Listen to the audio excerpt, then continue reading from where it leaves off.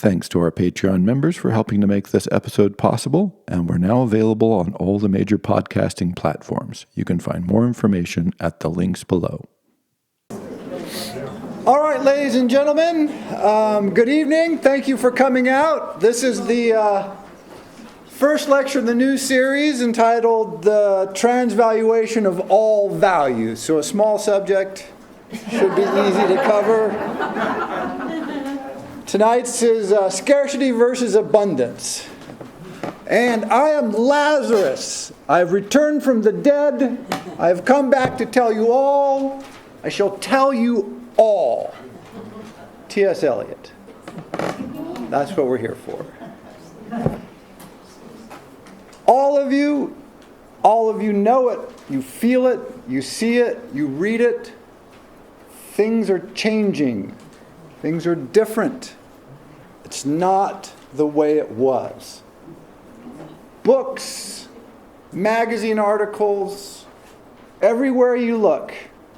Like my favorite example is Zizek, Slavoj Zizek, has a book called Living in the End Times.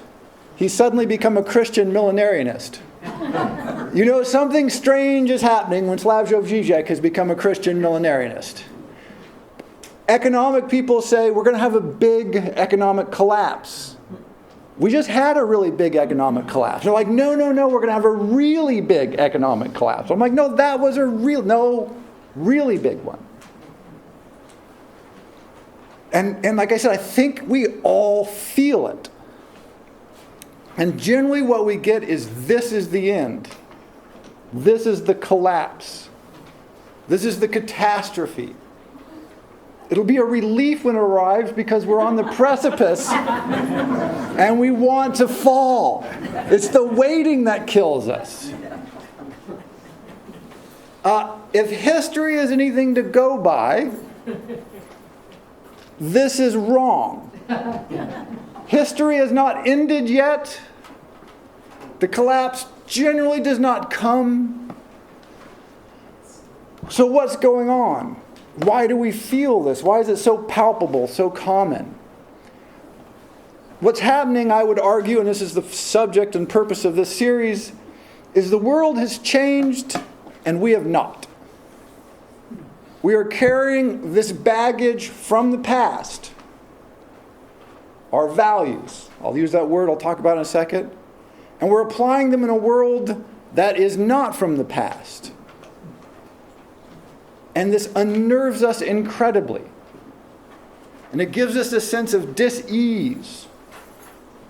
And it disrupts our capacity to think and reflect and to know what's going on. If you feel shock at things that are going on in the world, this simply means you've misunderstood the world. That's what the shock is. Many people were shocked at the sudden outburst of racism and white supremacy that came out after the election. These people are called white people. I don't think the African American community was that shocked. They were like, we've been trying to explain this shit to you guys for years. The world didn't actually change that much. But we're in this struggle between the values that we've been taught, we've been raised with, we've internalized, and the world we inhabit. Hence the title, The Transvaluation of All Values. How do we get from what we feel, what we've internalized, to where the world is and where the world's going? Barzun, the great thinker I always like to talk about, said you can live in a classical age. In a classical age, people agree about what you disagree about. You know what you're fighting over. The rules are established. The game is focused. It's not that people don't fight or disagree or argue. It's just that you know what you're arguing about. In a decadent age, you don't even agree on what you're fighting about. You don't share enough ground to have a shared arena for confrontation.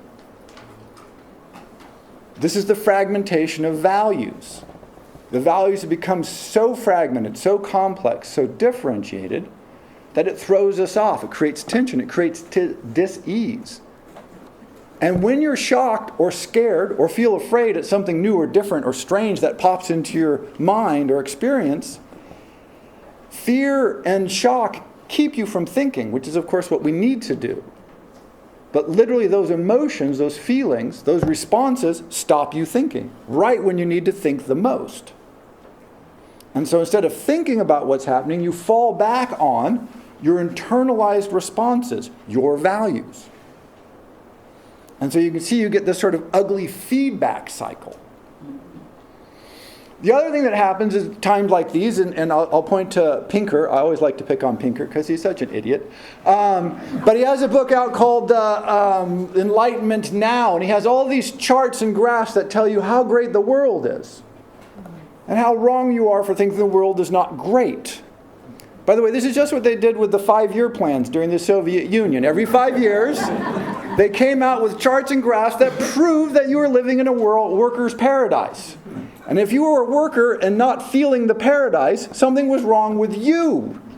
And we had re-education camps available to help you sort of get with the program, to feel good about it again. Something like a little trip to the gulag to sort of raise your consciousness. Right? So when you have charts and graphs, it's not that you shouldn't pay attention to evidence. You should. The question is not that we're wrong. The question is, why is there a gap between the way we feel, what we experience, and how we see the world, and some of the evidence? This is the problem. Having a bunch of graphs and charts does not clear up that problem in any way. So that's what we want to explore. First, a loose definition of values. I'm using this loosely. We could say culture. Culture is sort of the shared values of a large community. Subculture is the shared value of a smaller community. And I think values are really the individual version of that. We're all part of cultures. We're all part of subcultures. And it boils down to our individual values. And in the book Albion's Seed, which is an interesting, great book in many ways, he uses the definition of this. He calls them folkways. And I thought this is as good a way to look at it as any, because it is a subtle and complex thing. And this is the first picture there. And he says it's habitual uses, manners, customs, mores, and morals. But it's habitual is the really significant part. How we speak, how we think about our family. What do we think about marriages? Sex, child rearing, age, death, religion, learning, food, dress. Social rank, order, power, freedom. It's all these core concepts. They vary dramatically from group to group to group, from area to area, but they're incredibly powerful and influential. And since we tend to imbibe these when we're children, they're really, really, and I mean really hard to change, to come to grips. They're even hard to examine. The psychological research on this is very clear that we have, most of the time we're just reacting to the world. Our minds want to keep us sort of in stasis beings. Keep everything smooth, everything's running well. Look at things that might need paying attention to, otherwise everything is good. Stasis. We can do higher order thinking and reflect on the world critically with reason and rationalism. We tend not to like to do this. It's very energy consuming, and we tend to avoid it, but we can do it. It's one of the great human tricks. We're capable of doing it. We don't do it very much, but we can do it. But there's even a higher order or a different order specialized that allows humans to reflect on themselves. Now this is incredibly powerful and almost never invoked. We don't like to do that. It unnerves us. Part of your brain will always fight you when you try to do this. Again, a lot of research to suggest you'll sneeze, you'll get distracted, you'll get sleepy, you'll get hungry, you get angry, it's a way of shutting it down. Emotions will well up, a way of shutting down the thinking. Anything not to actually have to look back and examine closely your own deep-held core values and beliefs. So that's what we're going to do in this lecture. We're going to make ourselves really uncomfortable and try and dig in deep. And by deep, I'll give you just a few examples of how this works. One is from history. We think of history as the things that happened, and the problem is history is the remembered past. It's not the past. The past is too vast for us to deal with. It's the remembered past. So what we choose to remember changes how we view the world. This is why people are always arguing about history. What you choose to remember and how you choose to remember it informs your present. And you go, well, this is history. Well, it's one way to remember history. So if you read history books, I was just trying to think of an abstract one that doesn't have a lot of weight for us. If you read history books about Spain, they say, well, the Moors conquered Spain. And then later the Spanish kicked them out. Now this is interesting because there was no Spain for the Moors to invade. Probably a better argument would say Spain was born from the act of kicking the Moors out. That process of organizing and fighting a common enemy was essentially the creation of Spain as a nation. Now, the physical location of the Iberian Peninsula existed, but there was nothing remotely like Spain. No organized, coherent series of languages or governments or anything. Hence, they were so easily conquered by the Moors. But if you're Spanish, what it does is it moves your history back about 500 years. We weren't born in the 1500s, we were born in the 1100s. We were already there when the Moors arrived. It's a neat trick. Not that important in some ways, important in other ways. American history begins in 1776. As long as you overlook the several thousand years of native civilizations that preceded that. Right? What do you mean by America and American? U.S. history? Maybe. But it's a curious way to write your history. But again, there's the facts of it and then how you deal with it. So even if something as seemingly concrete as history, how you remember it matters. And what's important here is that what values do, they don't tell you what the world is, they tell you what the world means. What does it mean to be Spain? Your values tell you that, not Spanish history. When you hear Spanish history, you read that through the lens of your values. So people are always excited about some new invention, some new technology, some new this or that. The only real question is, how is that new thing interpreted by the shared values, your values, or the shared values of your culture? That's what determines its meaning, its use, its implementation. We always miss this. So when the train was invented, people said, oh, that's an iron horse. It's nothing like an iron horse, but this was all their experience and values and background allowed them to recognize. And so, iron horse. Took a long time to learn that it was not an iron horse. A long, long time, actually. How incredibly strong is this? The example that springs to mind, I'm going to use a lot of contemporary examples, which I've tended to avoid before because I think just to sort of keep us right on point. So the Catholic Church has been found guilty of systematic child rape over decades by thousands of individuals who have been promoted and protected by the church and have inflicted their suffering on tens of thousands of children. And yet, this does not seem to affect the Catholic Church very much at all. How many children do you have to rape before people go, this institution has a problem? It turns out it's an infinite number. Who would have predicted that? Thousands over generations. Protected, no ramifications. But if you interpret this as, oh, that's an aberration, a few bad apples, things happen, there's bigger issues at stake, then your values take something that you would think would be pretty obviously not good, that needs serious addressing, if not absolute elimination, and says, well, you know. That is the incredible power of value. We can do that with anything. And to not do that is difficult. It's basically you have to do things like break with your church, which is a huge lift. It's not a small thing. It's a big thing. Two more examples from brilliant people. Both Bertrand Russell and Albert Einstein faced a similar intellectual problem. They developed systems, mathematical and physical, whose outcomes questioned core beliefs. Bertrand Russell wanted to prove that mathematical certainty was absolute. Albert Einstein was looking for the perfect rules for the universe. Neither of them were strongly religious people. Russell was famously, aggressively non-religious. But his generation, the values he was raised in, had a God-shaped space.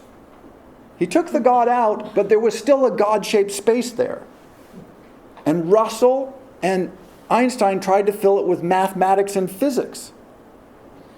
And when both those projects succeeded incredibly in every other measure, some of the most important logic and mathematical work ever done was done by Bertrand Russell, Alfred North Whitehead. Einstein, of course, famously wrote, but both of them dead in their tracks. When Russell was convinced that you couldn't prove absolute perfect mathematical certainty, he just stopped. He just fell apart. He himself said this. Einstein spent the second half of his life arguing against the outcomes of the first half of his life. The famous phrase is that God does not play dice with the universe. All of the evidence suggests that there is no God, and if there was, he was in fact playing statistical games with the universe. And Einstein fought and fought and fought and fought against this. Because he so desperately, desperately wanted the world to be orderly and perfect and godlike. Without a God, but with that God-shaped space in there. And you look at their work, and so it's not just random people, it's brilliant people. This is particularly perhaps an insoluble problem. All we can do is work on it. Final example, more trivial, but one I like, is right now today, think of a big city like Manhattan. Somebody today is moving into their apartment in Manhattan for the first day. They are excited. Just moved to the big city, Manhattan, Big Apple. Woo, life is great. Someone next door, a floor above, a floor below, has been living in Manhattan for 20 years, has forgotten they live in Manhattan. They're just going about their lives. They're not aware that they live in Manhattan. Somebody else is moving out of the city going, I am so sick of this stinking chamber of iniquity and lines and noise, and I hate it. This is the exact same place. The city has not changed. These people are all inhabiting, in theory, the same place. Their values, their experiences, they interpret it incredibly differently. This is the power of values. I'll keep coming back to this. So the first value I want to look at. So what I want to do for the rest of the series, having done that brief introduction, is look at core values that we all hold, where they came from, why we hold them, how wrong they are, and the kind of values we should adopt going forward. And I don't mean to say your core values are wrong, but they are. But with the caveat that it's not entirely your fault. They train us up, and they don't even mean to, but they do. But now it's our job to untrain ourselves to the best extent that we can. So the first one I want to start with is scarcity versus abundance. We are told, have been told, will be told, we are trained, we live in a world of scarcity. There's absolutely, totally, 100% not true. But this is what we believe, how we act, and how we behave. Why do we believe we live in a world of scarcity? Well, if you look at the chart on the back, in 1820, and there's all kinds of versions of this, somewhere around 90% of the world's population lived in dire, extreme poverty and were subject to endemic recurrent starvation. 90% of the world's population. This is not a long time ago, 1820. Just over 180 years, 200 years. 90% of the world's population. And it had been this way for at least 10,000 years. The history of civilization is the history of people repeatedly starving to death. All of our sources indicate this clearly. You make the agricultural leap, great.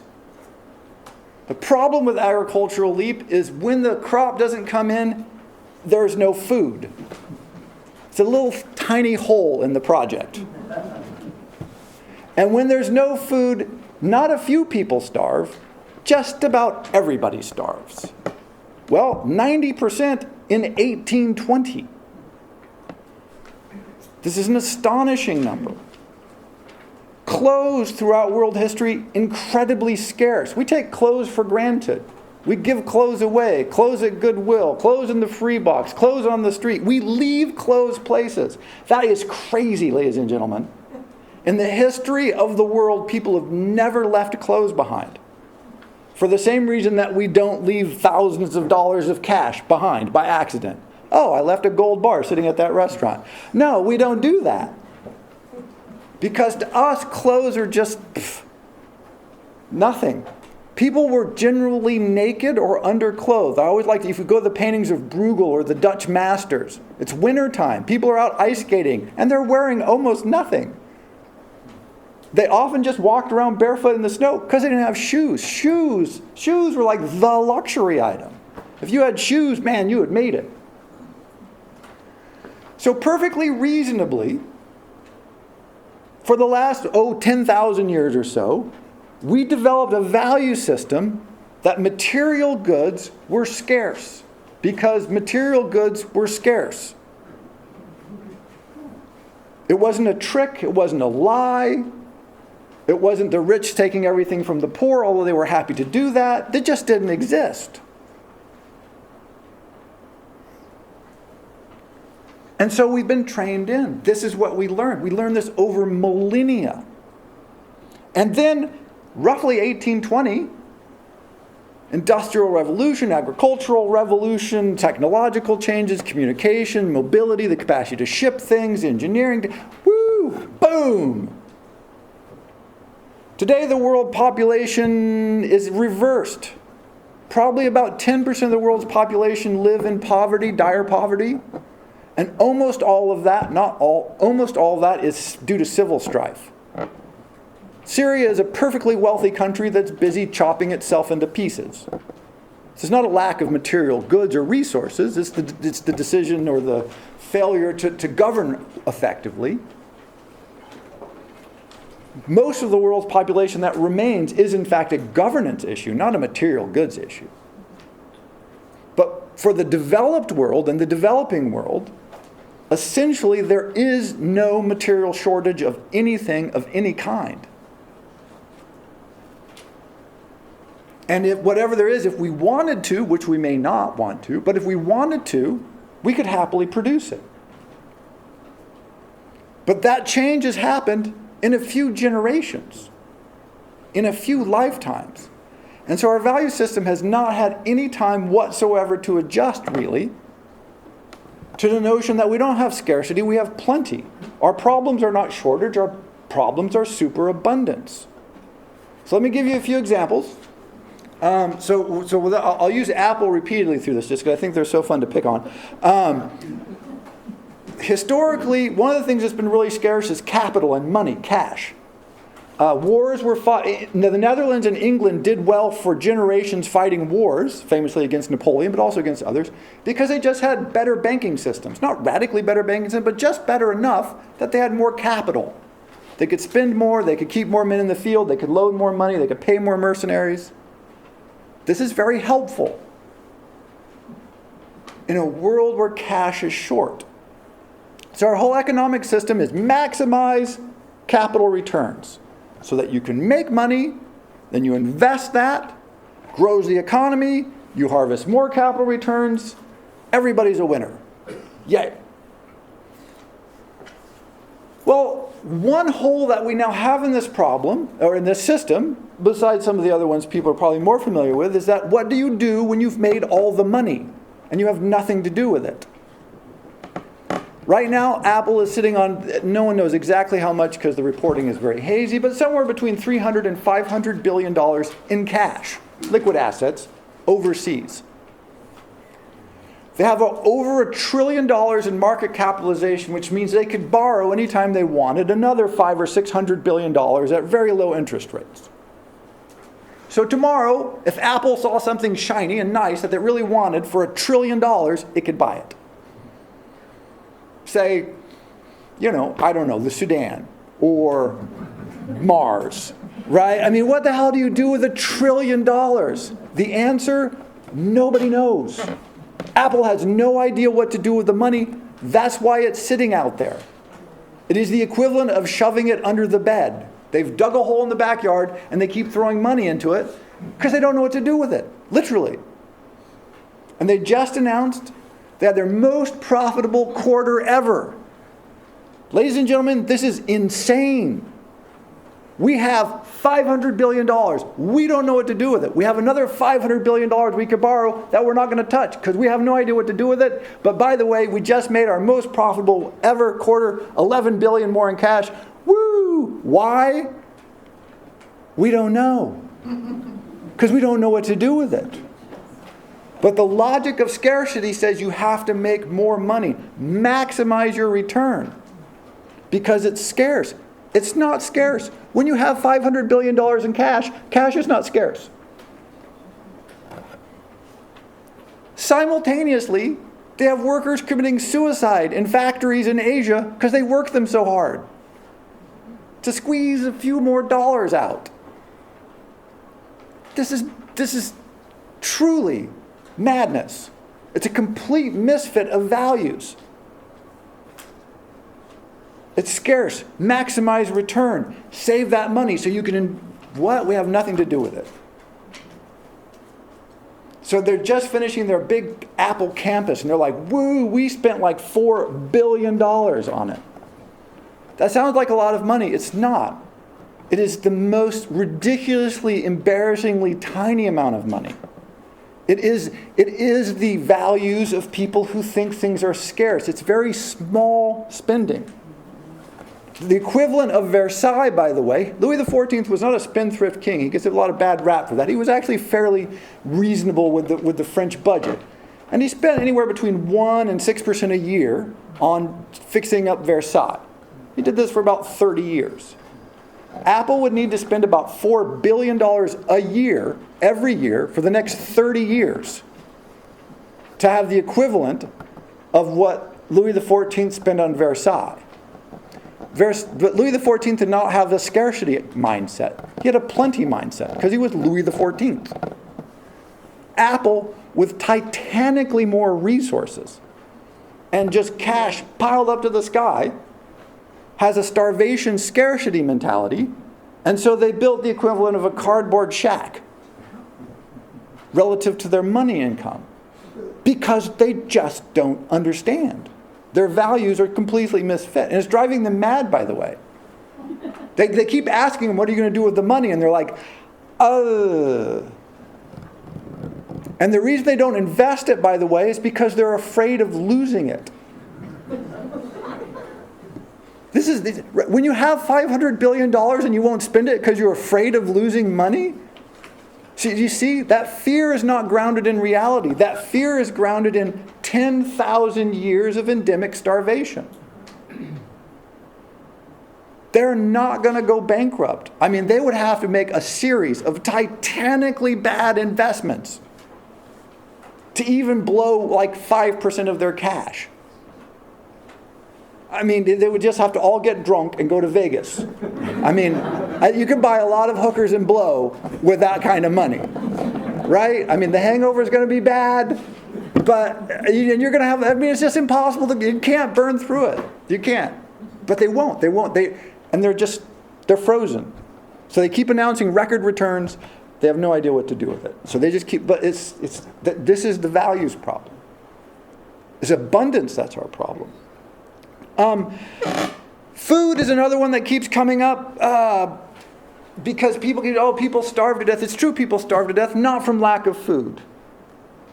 People starve to death for all kinds of other reasons. The world is super abundant with food. By the way, ethanol.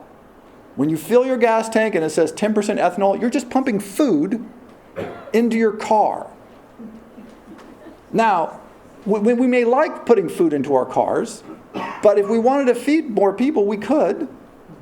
But we've just said, no, we would rather put food in our cars. It's just corn. Right? Ethanol is just corn. So feed people or no, feed your car. We've chosen the car, which is fine. Avocados. I like avocados. We grow avocados. This is a stupid crop. If you want to feed people, you don't grow avocados. But we're not care about feeding people. We like to eat avocados. We have unbelievable abundance, cornucopia of this rich food from all over the world that we get to eat. Why? Because there's way too much food. We have way too much food. We have a superabundance of food. So we just do stupid stuff with it. Which I'm all in favor of, by the way. But it's just not a shortage. A shortage is not the distribution, maybe. Mostly people starve because of regional political instability again. It's a shortage of good politics, not a shortage of any kind of material goods. And then I was thinking, okay, maybe the environment. But even if you look at the environment, which we've done a pretty good job of messing up, pretty much all the resources are if they are short or scarce, it's a waste issue, not an abundance issue. We've actually sort of maybe turned the corner. We're adding more forest land per year to the world than we're subtracting. But of course, these will be young trees and take a while to reach the biomass. But it is quite possible, and there is historical examples like Japan, which used to be widely deforested and now is the most, is like 80% forest cover. They reforested their country. It is possible. We can do this if we want to. You know, so but it really is pretty hard to put a finger on something that's scarce. But abundant or overabundant, that is no problem. To make it more personal, more real, have you ever been to Costco? Holy shit. So here's what's happened. We've taken the scarcity model of material goods, which used to be scarce, not scarce anymore. But we've written it onto everything. Even non-material goods that cannot experience scarcity. My favorite example is beauty. We're always being told that beauty is scarce. The 10 most beautiful places to visit. There aren't 10 most beautiful places. There's 1,000,000 trillion incredibly lovely moments for you to experience in the world. There's an infinite supply of beauty for anyone with eyes to behold. And yet they're always telling us, no, it's scarce, it's rare, you have to go there to find beauty. It's only here. Oh, it's not over there. The 5 most beautiful women in the world. What the hell does that mean? Every other woman in the world is ugly? No. There's an infinite number of beautiful people in the world. It's an endless supply. But our scarcity model that we took from a materially scarce world, we wrote on everything. And so you roll into Costco. It's just horrifying. The parking lot is horrible. I don't understand why parking lots have to be ugly, but apparently it's a physical law of the universe. And then you go inside, and there's a lot of stuff, and it's all big. And that appeals to us because we know things are scarce. And so we feel the abundance, and it makes us feel good. Look at all of the riches that are here. And I should get them now before they're gone. See? Because that's where 10,000 years of training. You'd better get it now. I mean, sure, you might not need 800 pounds of black beans, but it's cheap, and you know money is scarce. Money is not scarce, but you know it is scarce. And there's a lot of it, and you might want a lot of it. You don't need it, it's not going away, but get it now. And the whole place is ugly. So if everything else were the same, but it was beautifully packaged, beautifully presented, there would be this lovely experience. But no, we're not there for that because it's a scarce, scary, deprivation-ridden world that we inhabit. We're not there for beauty. We're there to fill our need for abundance. I need to feel the abundance. I need to grip onto it. The problem with abundance is you can't grip onto it. As soon as you do this, you don't have abundance. The grasping hand is never full, right? It's true. That's you can't grab abundance because you're grabbing it with a fear-ridden, needy, greedy heart, which is, of course, prevents all abundance from occurring. Best band. Most beautiful piece of classical music. Again, there's no limit on it. We have access in our world to music of superabundance. I mean, what a joy, what a pleasure.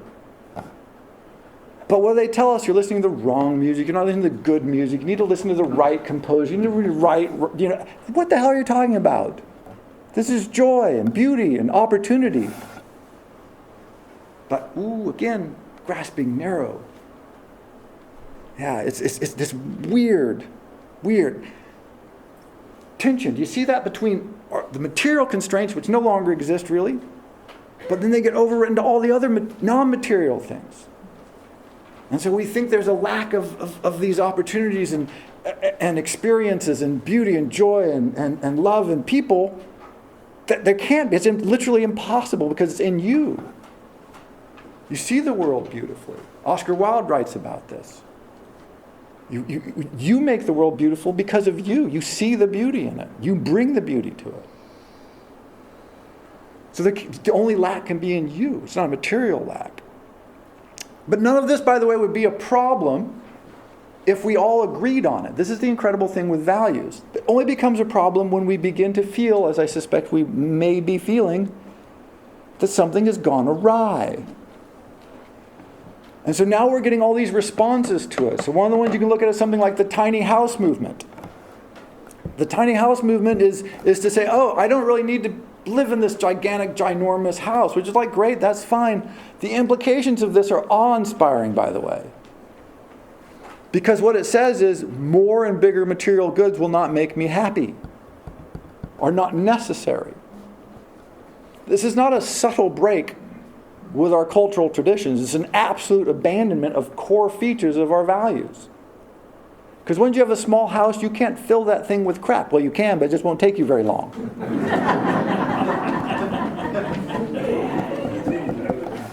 Right? It's just because it's tiny.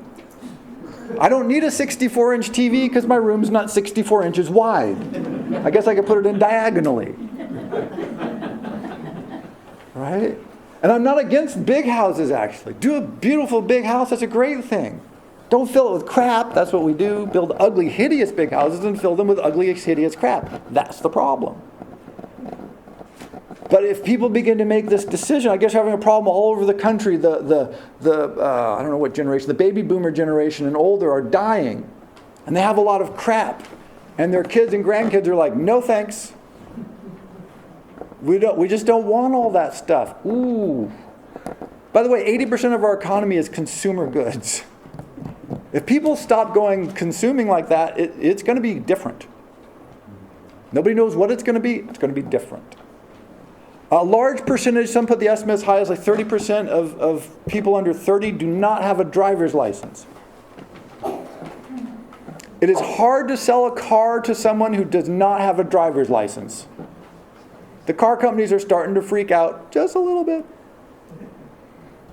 Because that iconic American material good has suddenly and rapidly, for an upcoming generation, vanished.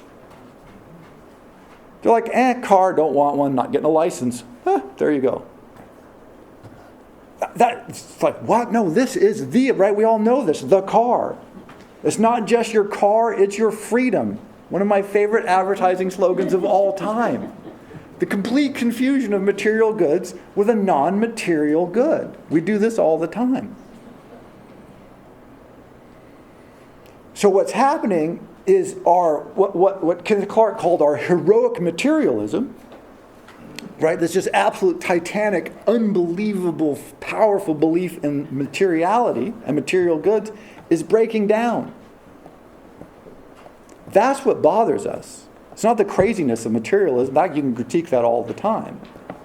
But our values are starting to hit these tensions, environmental notions. Well, maybe it isn't good for the environment if I consume in a particular way. Hey, wait a second. You're supposed to be interested in the material good, not the arc of it. Or maybe it's just, I want something small. I want something made by blind Portuguese children because I like them. Okay. Wait, no, but you're looking at some other aspect that's not the material good, not the size of it, something else. This begins to throw things off. It begins to cause dis-ease in us. Because our value that says that's the material good, now is fragmenting. That's what we don't like.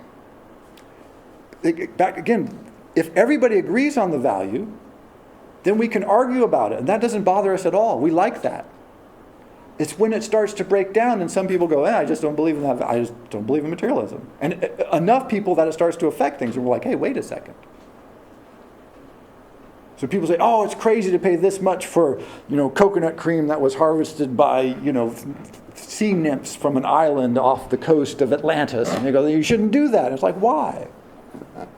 You can get coconut cream like that's the same, that wasn't harvested by sea nymphs, for 1/10 the cost. You're like, that's not my material value. I don't see the money as scarce. I see sea nymph jobs as scarce. And so I'm willing to pay extra for a non-material good. This is challenging. It creates all kinds of moral conundrums, which you must have felt. Well, should I buy the organic beef? Should I buy the organic free-range beef? Should I buy the lab-grown, genetically modified beef? Should I buy the tofu beef? And you start going, wait, so you have these, right? People have these at the store. Right now you have moral conundrums at the store. You used to not have moral conundrums at the store. Now you do, because our values are switching. They're changing, it's moving, and it drives us crazy, by the way. It makes us a little crazy. It threatens us. But the only thing we can do is begin to examine internally this fundamental notion of, is the world full of scarcity or is it full of abundance? Materially speaking, it's absolutely full of abundance. You just can't argue this. But our values, we still struggle with that. In fact, our problems are not scarcity. Our problems are the problems of abundance. So just one example is our road. They keep writing about how our roads are not well maintained. Bridges collapse. That's always fun. The train system's in disarray. Why? It's because we have too damn many roads to maintain. This is why. We have a lot of roads. We have a superabundance of roads. And so our answer to this is to, one, build more roads. Because we know the answer to any problem is more of that problem. Right? I mean, what else could you possibly do? And so we're starting to hit this material wall where there's no way. You're looking at, well, can we maintain all the roads we have? Probably not. Do we still want to build new roads? Yes. Again, this is not a scarcity issue. This is like the drunk rich Duke issue. You have 400 racing horses. Yes. They're dying, lack of food. Yes. Where are you going? I'm going to buy some racing horses. This is a classic move, by the way. This has been done historically. But it's not really wise. Other problems, again, of course, the food problem. We have all these obesity issues. We have, all that kind of crazy stuff going on. This is from abundance, superabundance, baffling with choices. Again, anytime you're Amazon, people have gone on Amazon. It's like they're just killing you with choice. Just point to one. I want one thing. I just want one crappy thing. I want an apple peeler. I don't want 100 choices. That's too many. It freezes people with choice. What do you listen to if you can listen to every song that's ever been recorded? I think I'll just listen to the same song I did yesterday because I'm just frozen with opportunity. It's too much. Superabundance. What should I read? How do I choose books? I can read any book. All millions, access, on my doorstep, 2 days. What should I read? Notice this becomes a moral choice. I should read good things. How do I decide what's good? Crap. Those are our struggles. So we need new values. And here's some values I want us to start thinking about. One, we need to start thinking about eliminate, not add. Whatever the problem is, generally we think, let's add. My house is too small, let's add a room. Or, let's get rid of some shit. Okay, if you've had a couple more kids, add a room, knock yourself out. Oh, get rid of some kids, but probably add a room. Adding a room, totally sensible. Right? But potentially, just possibly, just maybe, it's a vast collection of crap that seems to accumulate around us no matter what we do in this world that is causing our problem, not a lack of space. Because every statistic suggests that we live in incredibly large houses relative to any historical standard. And we think, well, I've got 3 garages. If I just added another garage and an off-site storage and another room, I would be there. Right? This is you see this everywhere. I mean, all the statistics show this, that the off-site storage is just booming in the country. People add garages to 3 garage houses, add garages to, I mean, it's an infinite. Or you can ask, what can I get rid of? Just try it as an experiment. The next time you have a problem, you're faced with something, instead of thinking add, order, supplement, increase, just ask yourself, okay, that's all possible, and maybe it's good, and maybe it's the right answer. I'm not saying this is an absolute. I'm just saying it's our knee-jerk reaction. Then you can turn around and say, well, or what could I eliminate? What could I get rid of? What could I subtract? What could I use less of? It's always good to ask, what could I use less of in my life? In my world, in my environment? We almost never ask this, by the way. By the way, advertising and marketing is not real keen on this concept. My favorite example is Real Simple magazine. If everybody's ever seen this, always read it. If you're checking out the grocery store, read it then. You never buy this magazine, but read it then. Because it always says something like 110 common simplifying facial washes. And I'm like, that doesn't sound simple at all. That sounds sort of unsimple. Sounds like I've made my life more complicated. You know? So, second, people, not things. This is not a crazy, radical idea, and yet, people, not things. If you looked around and just say, took half your stuff, so I could sell it back and get my cash back, so I could get $10 or $20 or $30 or $40,000. How could I spend that on people? Visiting them, having them visit you, throw a big party. Just throw a titanically, like a $50,000 party. Why not? Well, that's a waste. You just wasted your money on people and joy. Well, that's stupid. We know that's wasteful. You could have bought something that you store and dust, oil, and maintain. That's so much better. Right? We know that. But we think about this as the material good is going to be better. The thing is going to be better, not the people. Actually, I think we've almost lost that concept of really investing your time and energy and space and resources in people. Not that you're going to get anything back from them other than the joy of their company and their thriving. But all our behaviors show this, by the way. As culturally, maybe not individually, but culturally, we absolutely do not do this. This is why they keep saying, again, favorite example is with moms. A mother is a real job. If she were paid for the work she did, because it's a huge imposition to have children and raise them and love them and spend time with them. This is horrible. It's always how bad it is to be parents, how time can... What the hell are you talking about? It's the greatest thing ever. I mean, it's not materially rewarding.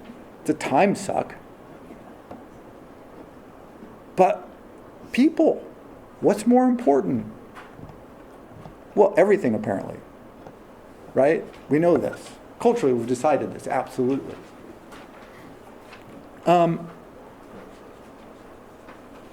Health, vitality. This is one where you can look in any number of ways. But if you feel lack, if you feel threatened, you want to sacrifice your health to, in the short term, this is just a mindset thing, by the way. It's like almost genetic, it's like biological. I'll sacrifice myself now for a long-term protection, for a long-term good.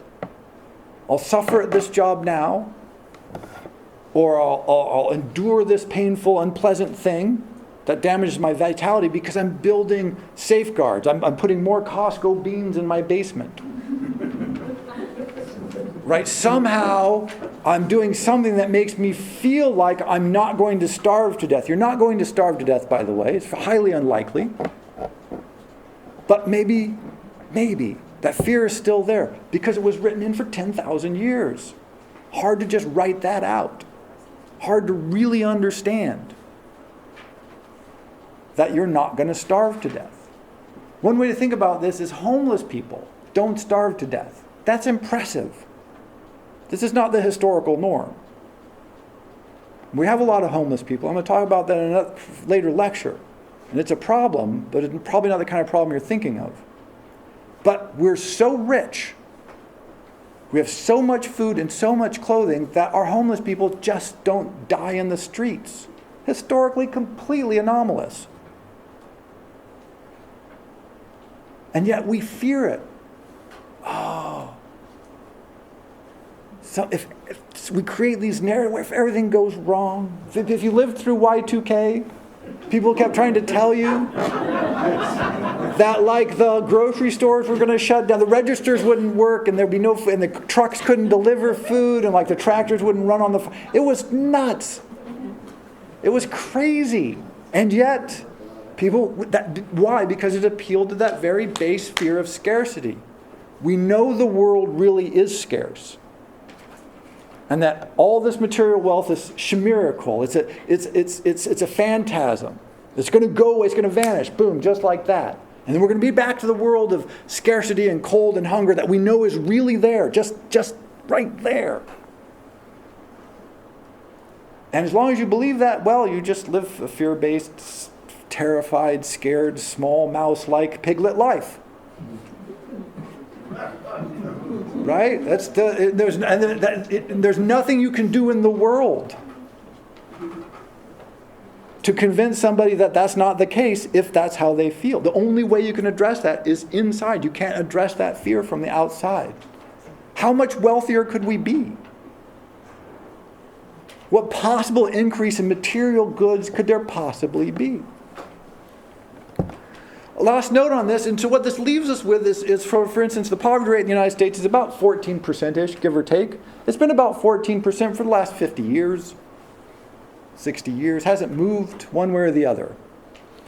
And this completely befuddles us because we're fabulously richer than we were 40, 50 years ago.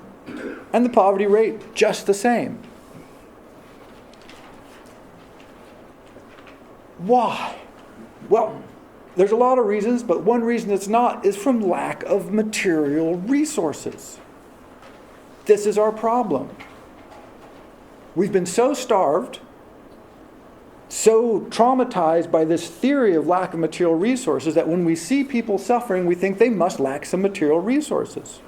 So let's give them some, and then they won't be poor. And it turns out that works until about 14%. At the 14% level, you hit, apparently, the problem is not material. And that's where we are. That's where we've been for quite a while, by the way. And interestingly, this is pretty much standard throughout the developed world. All over Europe, France, the Netherlands, Germany, they have about the same poverty rate that we do. And it turns out that material wealth is good. It's good not to starve. It's good not to freeze in the wintertime. Up to a point. And once you've addressed all those material-based problems, you're thrown on a whole different set of problems that we have just not begun to deal with. And we keep throwing material goods at it. And it fails. And we're going to look, again, next couple of lectures at why that is, what those values are that need to change. But for tonight, I just want you to focus on what we talked about here.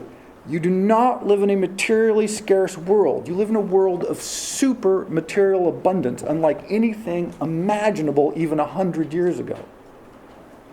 If you do not feel that way, you're just wrong. Really, truly. You've misinterpreted the world. I hate to say that, but it's true. And you need to think about why you feel that way and might see the world that way. But don't believe me, again, just look at any kind of reasonable measure of anything. And the scarcity, by the way, is only decreasing. I want to leave you with a couple of points to think about. This is not getting better in the sense of we're getting less materially rich, if that makes any sense. It's getting worse in the sense that we're getting more materially rich. We've broken the energy GDP barrier. So for almost all of human history, more GDP, more goods produced, more food, equaled more energy input. This is why you had slaves and peasants and serfs for so long. They were the energy input. The more of them you had, the more stuff you could make. Then we got steam and river power, and there was this jump. Then we got coal and oil, electricity, this is some good shit. And GDP jumped, but energy consumption tracked it almost perfectly. And economists had argued for the longest time that this was just, you have to have more energy input to get more GDP. So you look at the world population, you look at energy growth, or material goods growth, energy's going to go, we're going to run out of oil, we're going to run out of coal. We're never going to run out of coal, by the way, we got plenty of fucking coal. We're going to have to dam all the rivers, blah, blah, blah, blah, blah. Couple of years ago, about a decade ago, this started to break. GDP has been going up, energy consumption has been stable or going down. Our input of energy per GDP, it means that we can produce more stuff with less energy input. This is a titanic shift. As renewables come online, which they're doing very quickly, as manufacturing technology increases, which it's doing very rapidly, that will only increase. Which means it's becoming cheaper and cheaper and easier to produce more and more crap that we don't need anyway. This is accelerating our problem of abundance. It's an astounding break. It's amazing, and it's also like, oh no. Because we need some help. We need like a helpline to call with our stuff. But it's to see the abundance, to feel the abundance. Once you feel the abundance, then you don't need all the crap. Then you can let go of and go, if I want it, it'll be there. Right? I don't have to worry about abundance. Abundance is just falling on me. And then you can invoke other values. You can look to other things. It will just change fundamentally your relationship to the material world. And again, it will begin to remove that veil that we've overwritten non-material goods on. That beauty is somehow short. That beautiful places are somehow short and scarce. That good things are limited.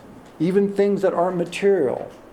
There's only so many excellent experiences. Oh, if you'd only been there 10 years ago when it was excellent. Well, now it's not. Right? It's this notion that it's all limited in time. No. More access to better, more beautiful than ever before. But we're not feeling it, which is the weird thing. And it's because of this 10,000 years of training. So I'm going to give you, like I said, I'm going to give you little homework assignments in this series. Make it a little different. So try and pay attention to this. Look, when you feel lack or feel threatened or feel unnerved, feel that it's not abundant, just stop and say, is this true? Is this right? Is this correct? How could I check? How can I just... just try and be aware, because, it's very hard to undo 10,000 years of cultural training, particularly in the relatively short transition from 1820 to today. But many of the problems that we face, and we do face real problems, by the way, they just can't be solved with material abundance. Those are the problems that we have left now. but they take a totally different value system to address. And that's what we have to try and develop.